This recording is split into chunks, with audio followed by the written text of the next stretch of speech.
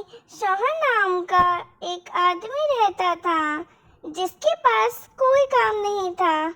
उसकी एक पत्नी थी और एक बच्चा था। एक दिन उसकी पत्नी उससे आकर बोली, ए जी, सुनते हो, घर में खाने के लिए कुछ नहीं बचा है। आप बाहर जाकर कुछ काम ढूंढ के आइए।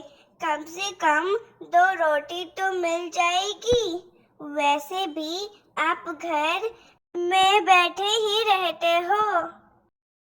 अरे हाँ हाँ, मैं कल सुबह ही निकलता हूँ कहीं बाहर जाने के लिए। और मैं काम ढूंढ कर ही वापस आऊंगा, वरना नहीं आऊंगा। क्योंकि मुझे पता है घर में कुछ खाने के लिए नहीं है।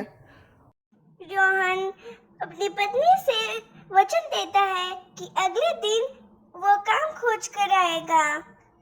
अगले दिन ही वो अपना बैग पैक कर कर सेठ के पास पहुंचता है और सेठ से बोलता है, सेठ जी, मैं आपसे कुछ काम मांगने आया हूँ। क्या आपके पास कोई काम है? अगर आप काम नहीं देंगे तो मेरे बीवी बच्चे भूखे रह जाएंगे। नहीं नहीं, मेरे पास तुम गरीबों के लिए कोई काम नहीं है। जाओ यहाँ से। मेरे पास काम तो था, लेकिन मैं दूसरों को रख लूंगा। सेठ जी, प्लीज मुझे काम दे दीजिए। मेरे घर में राशन पानी तक नहीं है। मेरे बच्चे भूखे रह जाएंगे। नहीं नहीं, मैंने बोला ना, मेरे पास कोई काम नहीं है। जाओ यहाँ से। और वैसे भी काम होगा तो मैं तुम जैसे गरीबों को क्यों रखूंगा। सोहन सेठ से बहुत अनुरोध किया, फिर भी सेठ नहीं माना। पर सोहन अपनी बातों पर अड़ा रहा। आखिर में सेठ को गुस्सा आ गया और वो बोला, जाओ यहाँ से। मैंने बोला ना, मेरे पास गरीबों के लिए कोई जगह नहीं है। जाओ यहाँ से। वो उदास होकर जाने लगता है। तभी उसे एक आदमी मिलता है, तो वो आदमी से कुछ काम के बारे में पूछता है। हाय, आपके पास कोई काम है? मैं बस यूं ही काम के लिए आपसे पूछ रहा हूँ। नहीं, मेरे पास कोई काम नहीं है। पर मैं तुम्हें बता सकता हूँ कहाँ तुम्हें काम मिल सकता है। हाँ तो जल्दी बताइए ना, मुझे काम की जल्दी है, ताकि मुझे कुछ पैसे मिल सके। हाँ हाँ, ठीक है, बताता हूँ। वो जो पहाड़ी दिख रही है, उधर ही तुम्हें जाना होगा। तुम्हें एक बाबा मिलेंगे, उनसे काम के लिए पूछना होगा, फिर वो तुम्हें काम देंगे। अच्छा, ऐसी बात है। तब तो मैं अभी जाता हूँ उस पहाड़ी में। शायद से वो काम के लिए कुछ पैसे भी दे दे। पहाड़ पर चढ़कर उस काले बाबा के पास जाता है और बोलता है, बाबा जी, आप ही हो वो काले बाबा जी, जिसकी सब लोग बातें करते हैं। मुझे काम चाहिए। तो सब लोग ने तुम्हें ये नहीं बताया कि इधर जो भी आता है मैं उसको काम देकर ही छोड़ता हूँ। अगर वो काम नहीं करता पूरा तो मैं उसको मार देता हूँ। हा हा हा हा। नहीं पहचाना मुझे? मैं काला बाबा हूँ। हाँ हाँ बाबा जी, सुना तो है, पर ये भी सुना है कि जब हम काम कर लेते हैं तो आप हमें कुछ देते भी हो। इसी काम से मैं आया था। अच्छा हाँ, ऐसा तो है, पर मैं बहुत कम लोगों को देता हूँ। अगर ऐसी बात है तो लो ये झाड़ू, और झाड़ू मारते रहो जब तक मैं आ नहीं जाता। मैं कहीं जा रहा हूँ। ठीक है। ठीक है बाबा, जाइए आप। मैं अपना काम बहुत ईमानदारी से करूँगा, और जब आप आओगे तो आप खुश हो जाओगे। हाँ ठीक है, मैं अभी चलता हूँ। तुम अपना काम ईमानदारी से करना। अगर नहीं कर पाए तो फिर मैं तुम्हें हमेशा के लिए गायब कर दूंगा।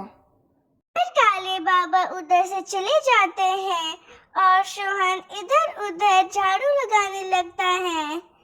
1 घंटे बाद जब बाबा फिर से आते हैं तो वो साफ सफाई देखकर खुश हो जाते हैं और बोलते हैं, वाह, तुमने कितनी अच्छी साफ सफाई की है, इसीलिए मैं तुम्हें ये जादुई चाय दे रहा हूँ। इसको पीने से तुम जो भी बोलोगे वो सब सच होगा। अरे वाह काले बाबा, आप सचमुच जादूगर हो। धन्यवाद मुझे ये कप देने के लिए। अब मैं ये अपनी पत्नी को दिखाऊंगा और मेरे परिवार वाले खुश हो जाएंगे। ठीक है, लेकिन इसका उपयोग ईमानदारी से करना, नहीं तो ये हमेशा के लिए गायब हो जाएगी। पर ये एक बार तुम्हें माफी दे सकती है अगर तुमने कुछ गलत कर दिया हो तो। उसके बाद रोहन घर जाने लगता है। घर जाकर वो अपनी पत्नी और बच्चे को सब कुछ बताता है जो जो उसके साथ हुआ था। इस पर उसकी पत्नी बोलती है, अरे वाह, तब तो ये हमारी बड़ी काम आएगी हर चीज में। आपने ये बहुत अच्छा काम किया है इसको यहाँ लाकर। हाँ पापा, हम इसको बहुत अच्छे से रखेंगे, बहुत संभाल के रखेंगे। उसका परिवार बहुत खुश हो जाता है ये सुनकर और सोचता है अब उनका जीवन बहुत अच्छे से व्यतीत होगा। अगले दिन ही उसकी पत्नी का उसकी पड़ोस वाली से झगड़ा हो जाता है। दोनों बहुत गंदी तरह लड़ते हैं। फिर बहुत लड़ने के बाद उसकी पत्नी शांत हो जाती है और सोचती है घर जाकर उसको सबक सिखाने के लिए। वो अपने घर जाती है और फिर उस जादुई चाय को पीती है और बोलती है, आहा, ये चाय कितनी टेस्टी है, मैं और थोड़ा पी लेती हूँ। वो एक और बार चाय पी लेती है और उसके बाद फिर से वो बोलती है, आहा, बहुत मजा आ रहा है। अब तो मैं जो भी बोलूँगी सच होगा। अब मैं उसके बारे में कुछ बोलूँगी और वो हो जाएगा। वो कुछ देर सोचने लगती है क्या बोले और फिर वो बोलती है, आहा, मुझे पता चल गया है क्या बोलना है। चलो उसको कुछ दर्दनाक सबक सिखाया जाए। पर क्या? बहुत देर सोचने के बाद फिर से वो मुंह बनाकर कुछ बोलती है, अरे अरे हाँ, वो गिर जाए चलते चलते, उसके लिए यही बड़ा सबक होगा। हाँ हाँ हाँ। दूसरी तरफ वो रास्ते से जा रही थी कुछ खरीद कर, अचानक से वो गिर पड़ी। फिर वो उठकर बोली, अरे अरे, ये कैसी शक्ति थी जो मुझे गिराना चाहती है, पता नहीं कहाँ से आ गई, लगता है मैं अपने से गिरी हूँ। उसको कुछ समझ नहीं आया तो वो अनदेखा कर दी। दूसरी तरफ शोहन की पत्नी बहुत खुश थी। तभी उसे कॉल आता है और वो बातें करने लगती है। हेलो, कौन? अच्छा अच्छा, वही, तुम अभी मुझसे झगड़ के आई हो ना? अब देखना मैं क्या क्या करती हूँ तुम्हारे साथ, तुम नहीं बच पाओगी आज। देखना देखना, आज तो तुम घायल होकर ही रहोगी। हाँ, मुझे पता है, तुम अभी अभी गिरी हो ना, मैं कुछ नहीं मदद करूँगी। बहुत बातें करने के बाद जैसे ही वो अपना फोन रखती है तो उसको याद आता है कि वो जो भी बोलेगी वो सब सच होगा।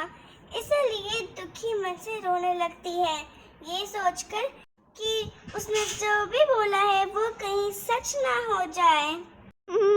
अरे नहीं, मैंने ये क्या कर दिया? जब सोहन काम करके घर वापस आया तो देखा उसकी पत्नी रो रही है और बोला, अरे अरे, क्या हुआ? बताओ तो कुछ मुझे, क्या मेरे से कुछ भूल हो गई है या फिर तुम दुखी हो किसी चीज के लिए? बताओ, मैं वो सारी चीज तुम्हें ला कर दे दूंगा जो तुम बोलोगी। शोहन की पत्नी खड़े होती है और रोते रोते बोलती है, अरे बहुत बड़ा अनर्थ हो गया है जी। मैंने गलती से फोन पर बातें करते करते अपने पड़ोस वाली को कुछ बोल दिया था, वो भी चाय पीने के बाद, वो जादुई चाय। शोहन मुस्कुराते हुए बोलता है, अरे अरे, कुछ नहीं होगा।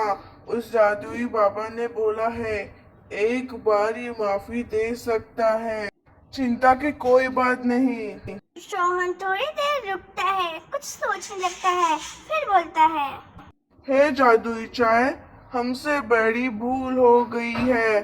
प्लीज कृपया करके हमने जो भी गलत चीज किए हैं उसको मिटा दे और उसका असर ना होने दे।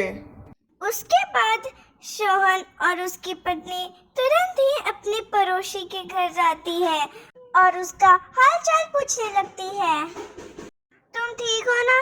मुझे माफ कर देना, मैं अब से ऐसा कुछ नहीं बोलूंगी, ना तुमसे झगड़ा किया करूंगी। उसकी पड़ोस वाली हैरानी से बोलती है, अरे क्या हो गया है तुम लोग को? मुझे तो कुछ नहीं हुआ है, पता नहीं क्या क्या बोलते जा रहे हो। उसकी बात सुनकर शोहन की पत्नी खुश हो जाती है और शोहन भी खुश हो जाता है, ये सोचकर कि उसको कुछ पता भी नहीं चला और कुछ हुआ भी नहीं। उस दिन के बाद से उसने ठान ले लिया कि अब से वो किसी का भी बुरा नहीं सोचेगी और किसी से भी लड़ाई नहीं करेगी। उस दिन के बाद वो दोनों आपस में हंसी खुशी रहने लगे और कभी भी झगड़ा नहीं किए। इस कहानी से हमें ये शिक्षा मिलती है कि हमें किसी को कष्ट या अपशब्द नहीं बोलना चाहिए और हमें मिलजुल कर रहना चाहिए। आशा है कि आपको ये कहानी पसंद आई हो। धन्यवाद।